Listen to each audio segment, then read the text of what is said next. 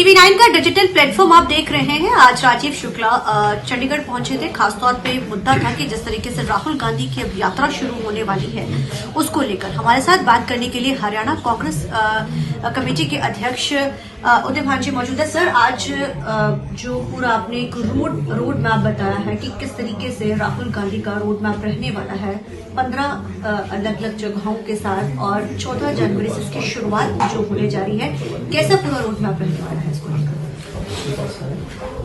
14 जनवरी से हमारे नेता राहुल गांधी जी मणिपुर से ये आरंभ कर रहे हैं, यात्रा का शुभारंभ कर रहे हैं, और वहां से 15 स्टेटों में यात्रा होते हुए 6,713 किलोमीटर 110 जिलों से होती हुई बॉम्बे पहुंचेगी।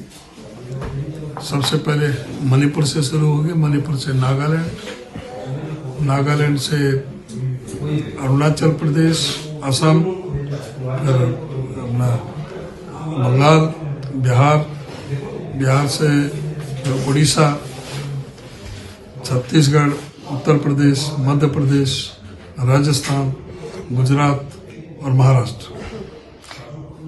सर, यात्रा पहले भी निकाली गई थी, लेकिन विरोधी इस चीज को लेकर सवाल भी ये खड़े कर रहे हैं कि लगातार यात्रा निकाली जा रही है। जैसे आपने कई मुद्दे आज गिनाए हैं कि हम अलग अलग मुद्दे को लेकर सरकार को हम घेरने जा रहे हैं, क्योंकि अब लोकसभा चुनाव है। सबसे ज्यादा जो आपके इस समय जो मुख्य है कि लोकसभा चुनाव को लेकर पहले भी चुनाव थे, इस बार भी चुनाव है। जो इस बार लोकसभा चुनाव है उसके मद्देनजर कहा जा रहा है कि ये जो यात्रा निकाली जा रही है कि वाकई में इसका फायदा कांग्रेस को आने वाले समय में या लोकसभा चुनाव में होएगा। और अगर हरियाणा की बात की जाए तो विधानसभा चुनाव में जाहिर है हरियाणा में होने हैं, हरियाणा इलेक्शन से, तो क्या उसमें भी कहीं ना कहीं कांग्रेस को इस चीज का रहेगा कि हमने इन मुद्दों के लेकर सरकार के साथ किया? निश्चित तौर से सारे देश में ही, इसीलिए भारत जोड़ो न्याय यात्रा की ये प्रेस कॉन्फ्रेंस पूरे देश के हर प्रदेश में ये प्रेस कॉन्फ्रेंस हो रही है। तो जो उनका मकसद है, ठीक है, वो लिमिटेड जिलों में ही जा सकते हैं, जैसे 110 जिलों में ही यात्रा है, लेकिन वो संदेश तो सारे देश में जाएगा। वो यात्रा में जिस तरह से उनकी मीटिंग होंगी, मुलाकातें होंगी, जो वहाँ के अलग अलग विभिन्न प्रदेशों में उनकी संस्कृति से ज्ञान पैदा होगा, उनकी समस्याओं से पता लगेगी, क्या उनकी जो मूलभूत जो समस्या है वो मौके पर उसको देखेंगे, उससे अपना आगे का कार्यक्रम बनाने में सुविधा होगी। और जो इस समय देश के अंदर जो परिस्थितियां चल रही हैं, जो एक अघोषित इमरजेंसी देश के अंदर लगी हुई है, सारी जो संवैधानिक संस्थाएं हैं उनकी विश्वसनीयता पर प्रश्न चिन्ह लगे हुए हैं। आज जिस तरह से जुमलेबाजी हो रही है, कहा गया कि भाई किसानों की आमदनी हम दोगुनी करेंगे, स्वामीनाथन रिपोर्ट लागू करेंगे, कोई व्यक्ति नहीं रहेगा जिसके सर पर छत ना हो, काला धन 100 दिन के अंदर आ जाएगा, महंगाई कम हो जाएगी, 15-15 लाख रुपए आ जाएंगे, हवाई चप्पल वाले हवाई जहाज में घूमेंगे, 100 स्मार्ट सिटी बन जाएंगे, गंगा जमुना साफ हो जाएंगे, डीजल का रेट सस्ता 30 रुपए किलो लीटर डीजल और 35 रुपए लीटर पेट्रोल मिलेगा। तो ये सारी जो जुमलेबाजी है, ये लोगों के बीच में बताना है कि भाई किस तरह से देश को भी आर्थिक संकट की तरफ धकेला जा रहा है। आज देश पर जो 55 लाख करोड़ का कर्जा था, जो 9 साल में 205 लाख करोड़ पे हो गया।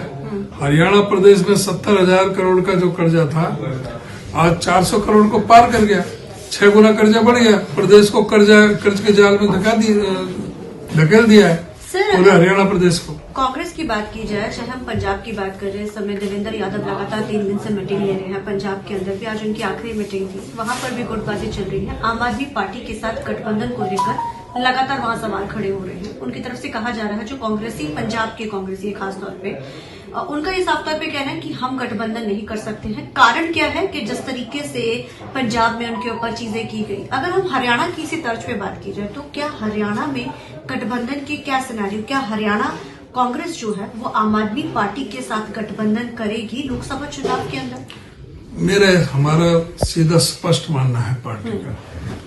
हमारा जो शीर्ष नेतृत्व ने 5 मेंबर कमेटी बनाई है गठबंधन पर चर्चा करने के लिए, वो सभी प्रदेशों में चर्चा कर रहे हैं गठबंधन से संबंधित। जब हमारे प्रदेश का पर चर्चा होगी। सामने आम आदमी पार्टी से क्लेम मांगा जाएगा, किस आधार पर वो क्लेम कर रहे हैं, तो जो उनका हक होगा वो दिया जाएगा। लेकिन और जो हमारा नेतृत्व फैसला लेगा, जो हमारी कमेटी फैसला लेगी, वो सबको मान्य होगा। यानी कि हरियाणा में अगर बात की जाए तो अगर आम आदमी पार्टी सीट शेयरिंग को लेकर तो कोई तलखियां नहीं रहेंगी, जैसे आपस में नॉर्मल अगर रूप से होगी तो वो करें, जैसे पंजाब में चल रहा, वो तो नहीं देखने को मिलेगा बिल्कुल भी। हमारी तरफ से कोई तलखी नहीं है। कांग्रेस नेतृत्व जो फैसला लेगा वो सबको मान्य है, लेकिन जिसका जो हक है वो उसको हक मानने के लिए अपना कुछ ना कुछ कोई क्राइटेरिया उसमें कोई तय होगा, उसके आधार पर जो फैसला नेतृत्व लेगा वो सबको मान्य है। ठीक है सर। जो चुनाव जो कैंडिडेट होगा वो इंडिया गठबंधन का होगा पूरे देश में, चाहे वो हरियाणा हो, पंजाब हो और दूसरी जगह हो।